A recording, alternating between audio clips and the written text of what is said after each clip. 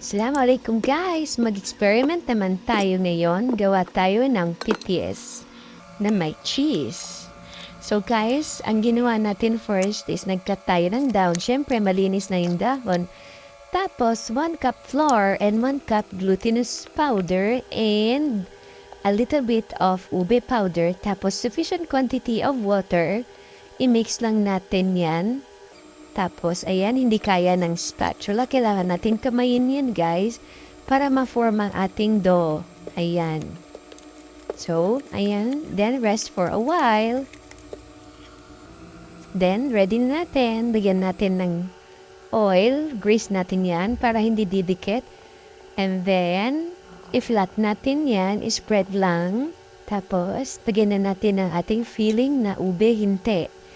Ganyan na ang regular na pitis na usually na ginagawa. So after that, fold lang natin, maya-maya, gawa pa tayo ng isa para pwede nating taliin na dalawa sila.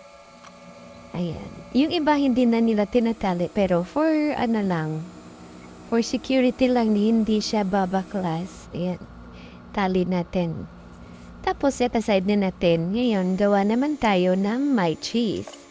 So, same process lang. Ang difference lang is lagyan lang natin ng cheese.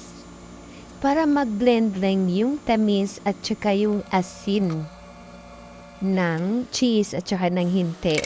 Ayan. Then, start na tayo mag-steam, guys. So, 20 to 30 minutes lang. Depende sa fire nyo. And taran! Andyan na ating finished product. So, yan ang usual na pitis na walang cheese. And then, try natin ng may cheese. Wow! Yummy! Masarap siya, guys, kasi nagbiblend yung asin at saka yung sweetness ng hinte. Ayan, guys, ang ating cheesy pitis.